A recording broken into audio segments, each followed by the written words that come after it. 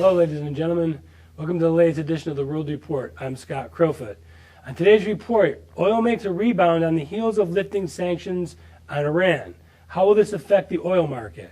The invasion continues as 400,000 migrants flood Italy with no sign of stopping anytime soon. And while we focus on our border, hundreds of thousands of people are coming in through our visa program legally. Mayor gun grabbers floating trial balloons on a possible presidential run. We'll discuss who would be affected more, the GOP or the Democrats. Our moment in history discusses the eerie similarities between the capitulation of 1938 and today. And now to our top stories. Did the Fed jump the gun on raising interest rates? The Congressional Budget Office foresees $30 trillion in debt over the next decade, blaming taxes and Obamacare. Joining us as always is the economics blogger for USA Today Online and the World Report senior analyst, Maury Beschloss, who you can follow at mbeschloss on Twitter.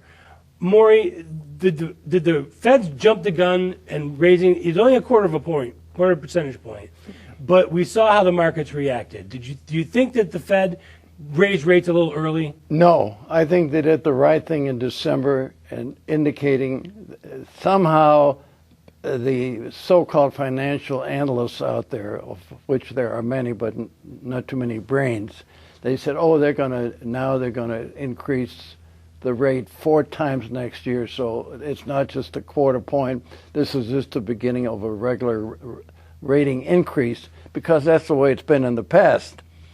I believe from people that I know that are close to the Fed who told me that they had a choice of doing nothing, which would have been worse, because then there would have been the fear of the unknown.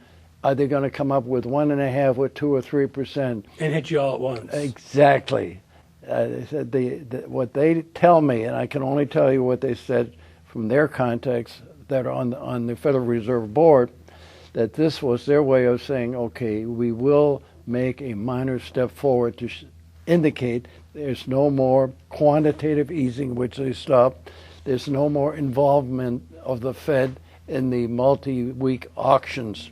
But this was a way of saying we make a minor move forward, and then we'll see what happens. So I think they did the right thing. And so you don't see them raising rates again anytime soon? The way things are going today in the world and the way things are going in the United States, I think it's impossible. They will not raise rates again, because we are sliding, I'm not saying into a recession, I won't use that word yet, but what I have been able to follow in my daily columns that I write for USA Today and other people, I've indicated that there is a very slow move toward a recessive attitude in this country. Look at the pricing all over. Not only the commodity pricing generally is going down.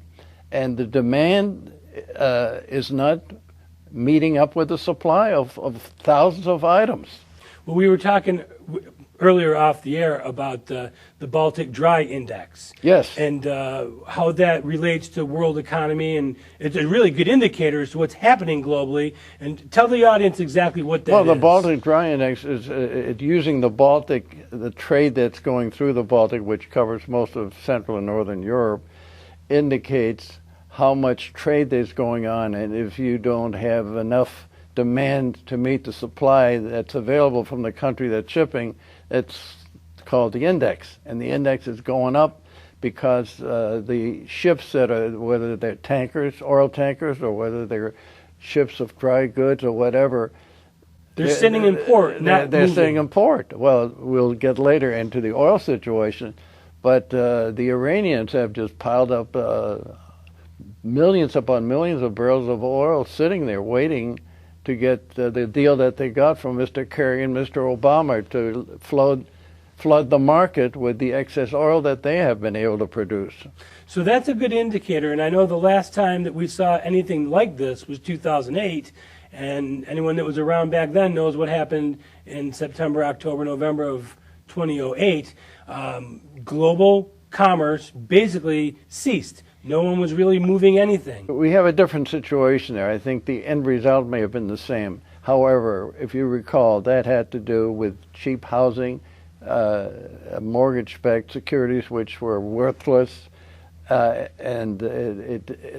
the lack of trade that came out of that was afterwards. So it wasn't the lack of trade that caused it. Because at that time, if you recall, China was still the Santa Claus for every country that produced commodities. The Chinese situation has come up subsequent to the financial problem we had from 2008 to 2011. But do you think they're cooking their numbers, their GDP, their financial numbers? There's some rumors and some speculation that maybe the Chinese aren't exactly being obvious with the rest of the world. Well, yeah, of course they're cooking the books, but the point is what they have now, that guy Xi Jinping, who's trying to be another Mao Zedong. He doesn't want a committee, he doesn't want a group, he wants to do it all himself. He keeps changing his mind about things. Are we going to be more of an export nation? Are we going to be more of a consumer sector nation and so on? And this is the one thing the markets don't like is instability. Instability and indefiniteness. So the thing is that the problem with China is not so much the fact that they're playing around with their currency. The problem with China is the demand isn't there as it was. It's like when you're getting used to getting a paycheck every day and then suddenly the paycheck stops and you say, oh my God, where am I going to get the next money that I need? With China, fully 1/4 to 1/3 of all major commodities went into China automatically like clockwork. So that built up a tremendous amount of demand situation. Sure, oil was one of them, but you had iron ore, you had copper, you had steel, zinc, you had everything, and especially the emerging countries who basically have nothing but their commodities to sell to generate liquidity. They're the ones that are getting hurt the worst. So I think what we're having now is an evolution of slowdown based on the fact there are too many things being produced and too few people there to buy them. The Congressional Budget Office just released a report in the last week or so forecasting $30 trillion in debt in the next 10 years. Well, by 2030. 2026, to basically 10 years. Yes. But at what point does this country have to become balanced in its budgeting? Again, you bring up a very interesting point in this sense. We've been getting away with it because we have had such low interest rates. For instance, at the time when Reagan came into office after Carter, and we had this runaway inflation, we had a very low debt. We had a $1 trillion debt at that time, but we were paying like 12 to 15%. Well, now here's the situation we have right now. Now we've got about an $18.5 trillion debt. We're still paying very, very low rates. I think we're paying like 3 or 4% at the most, maybe even less. So the total that we're paying isn't really that much larger than it paid with a much smaller volume.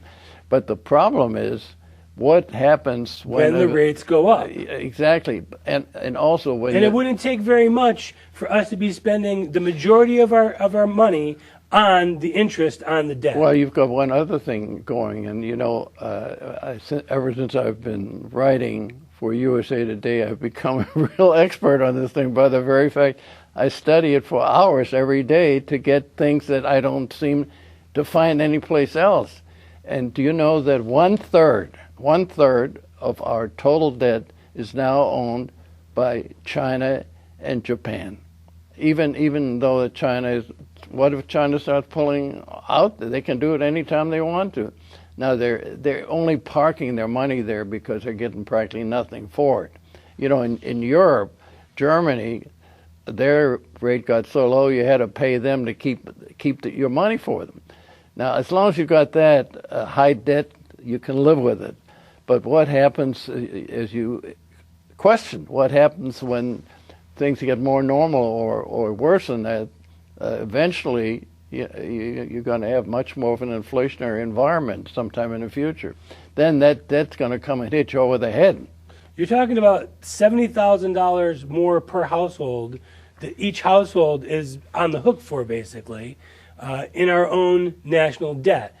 The deficit continues to grow. Paul Ryan didn't do us any favors with his little Well, he did one budget favor. last He year. opened up our oil market for the future, which I can. Well, we talked about that on the last show. I know. That was a good thing. But No. we also are spending $1.4 trillion this year. He had no other choice. He really didn't, because he knew the Democrats were setting a trap for him to do the same thing that they used to get away with John Berner, and that is, well, if you don't do that, we're shutting down the government. We're going to blame you for it. You know what's interesting? The government was just shut down for about 5 days because of a snowstorm. I know. And did you notice it? Did it affect your life? No. But I'm telling you, the media is a tool for the government, every bit like the propaganda division in Germany was the tool of Hitler and his comrades. People don't understand it, and with an election coming up, there's a lot of fear that if you don't play the game, that makes people think you know what you're doing, and you're helping them out. And I think, this is a matter of opinion. I happen to think that Paul Ryan did the best he could under the circumstances, because he knows the only chance this country has for its future is to get rid of this individual in the White House and somebody worse coming after him. You're right. That's your opinion. We need to step away for a brief moment. We'll return with our economic and energy update, global outlook, political insider, and much more. If you'd like to catch a segment or watch the show in its entirety, just search Morris Beschloss on Facebook or YouTube. You just might see yours featured here. Remember to like us, recommend us, and leave comments.